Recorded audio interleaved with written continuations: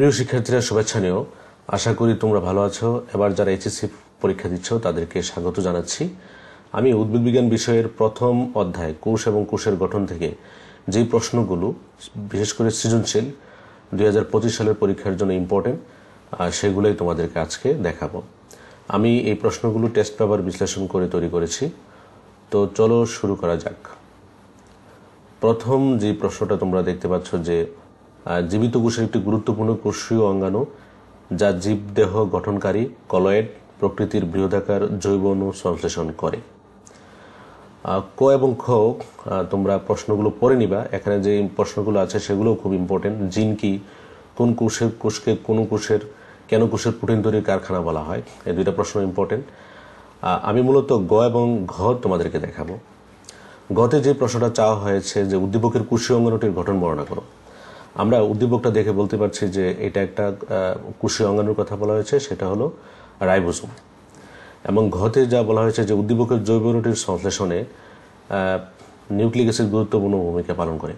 তোমরা যদি একটু দেখো যে জৈব অণুর কথা বলা হয়েছে, অর্থাৎ রাইবোসোম যে জৈব অণুটা তৈরি করে বা সংশ্লেষণ করে সেটা হলো প্রোটিন। তো এই প্রোটিন তৈরিতে নিউক্লিক অ্যাসিড, বিশেষ করে ডিএনএ এবং আরএনএ কী ধরনের ভূমিকা পালন করে সেটা লিখতে বলা হয়েছে। পরের প্রশ্ন, রবিন কোষের বিভিন্ন অঙ্গাণু পড়ার সময় দেখল দ্বিস্তর বিশিষ্ট দুটি কোষীয় অঙ্গাণু, একটি শক্তিঘর নামে এবং অপরটি কোষের ট্রাফিক পুলিশ নামে পরিচিত। তো আমরা জানি যে শক্তিঘর বলতে কাকে বোঝানো হয়েছে, মাইটোকন্ড্রিয়াকে, আর ট্রাফিক পুলিশ বলতে গোলজি বডিকে বোঝানো হয়েছে। ক এবং খতে আছে অটোফেগি কি, রাইবোসোমকে সর্বজনীন অঙ্গাণু বলা হয় কেন, ইম্পর্টেন্ট। গ এবং ঘতে আছে যে গতে দেখো উদ্দীপকের দ্বিতীয় অঙ্গাণুটির গঠন চিত্রসহ লেখো। তাহলে দ্বিতীয় অঙ্গাণুটি বলতে কোষের ট্রাফিক পুলিশ অর্থাৎ গোলজি বডিকে বোঝানো হয়েছে, গোলজি বডির চিত্র। তাহলে এই প্রশ্নটাও 2025 সালের জন্য ইম্পর্টেন্ট, গোলজি বডির চিত্র। এবং উদ্দীপকের প্রথম অঙ্গাণুটির গুরুত্ব বিশ্লেষণ করো। প্রথম অঙ্গাণু বলতে বোঝানো হয়েছে মাইটোকন্ড্রিয়াকে। তো তোমরা মাইটোকন্ড্রিয়ার চিত্রসহ গঠন পড়বা এবং তার যে গুরুত্ব বা প্রয়োজনীয়তা সেটাও পড়বা। পরের প্রশ্ন, যে তোমরা চিত্র দেখতে পাচ্ছ, প্রথমে একটা ডিএনএ দ্বিসূত্রক, তারপরে একসূত্রক আরএনএ এবং আরএনএ থেকে প্রোটিন তৈরি হয়েছে। ক খতে আছে জেনেটিক কোড কি, ট্রান্সক্রিপশন ও ট্রান্সলেশনের মধ্যে দুটি পার্থক্য লেখো। গ এবং ঘতে আছে গতে দেখো উদ্দীপকের প্রথম অণুটির দ্বিসূত্রক গঠনের চিহ্নিত চিত্র দাও। তাহলে যে ডিএনএ আছে, ডিএনএর দ্বিসূত্রক যে গঠন আছে তোমরা বই থেকে পাবা, সেটা চিহ্নিত চিত্র দিবা।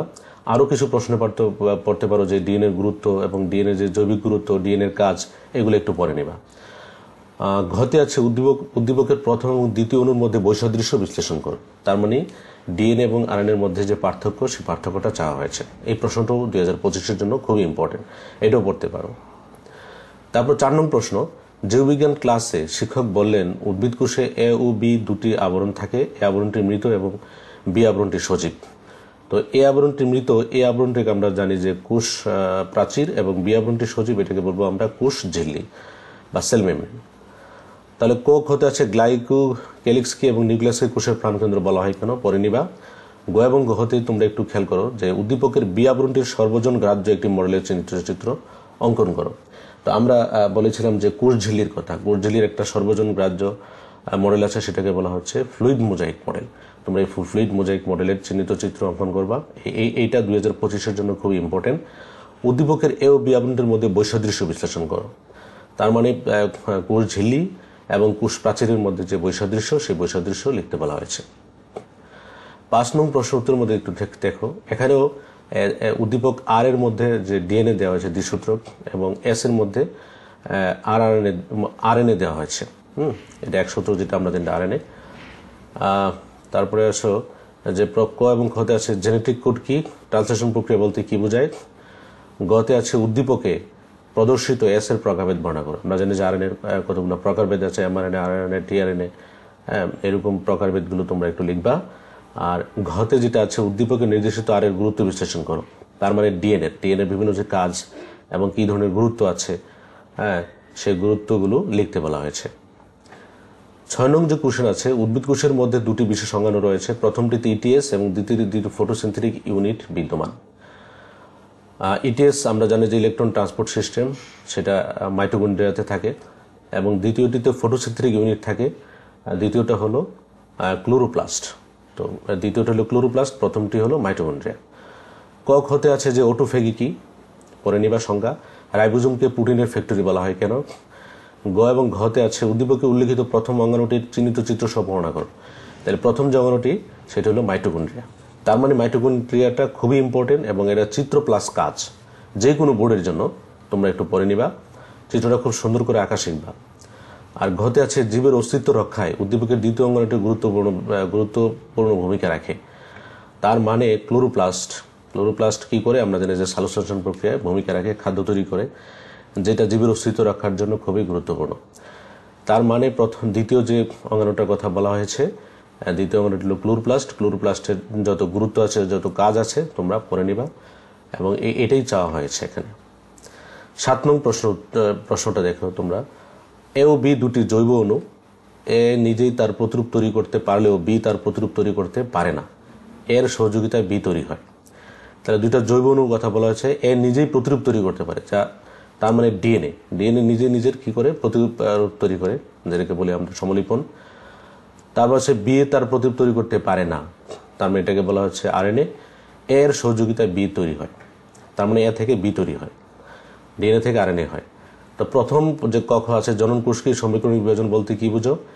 আর ঘ এবং ঘতে আছে এর রাসায়নিক গঠন ব্যাখ্যা করো। অর্থাৎ এ বলতে আমরা জানি ডিএনএ কে বোঝানো হয়েছে, ডিএনএ যে রাসায়নিক গঠন, কি কি উপাদান দ্বারা তৈরি সেগুলোর গঠন ব্যাখ্যা করতে বলা হয়েছে। এবং বি এর সহযোগিতায় বি তৈরি হয়।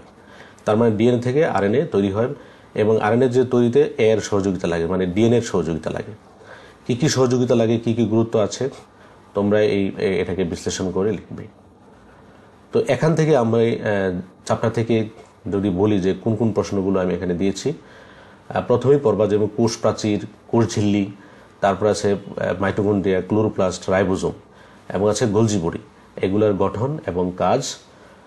তারপরে পড়বা তোমরা ডিএনএ, আরএনএ, ডিএনএর যে জৈবিক গঠন, রাসায়নিক গঠন, তারপরে জৈবিক গুরুত্ব, তারপরে ডিএনএ কীভাবে আরএনএ তৈরি করে, ট্রান্সক্রিপশন প্রক্রিয়াটা তোমরা এটাও পড়বা। আমি এখানে দিই নেই ট্রান্সক্রিপশন প্রক্রিয়াটাও এবার পরীক্ষার জন্য খুবই ইম্পর্টেন্ট। তারপরে আরএনএর প্রকারভেদটা পড়বা, টিআরএনএর যে চিহ্নিত চিত্র আছে সেটাও পড়বা, টিআরএনএর এবং আরএনএর যে প্রকারভেদ, আরএনএ ডিএনএর মধ্যে পার্থক্য, এইগুলোই এই চ্যাপ্টারের জন্য খুবই ইম্পর্টেন্ট। তো ভিডিওটা এই পর্যন্তই। যদি ভালো লাগে আমার চ্যানেলটাকে লাইক এবং সাবস্ক্রাইব করে নিবা।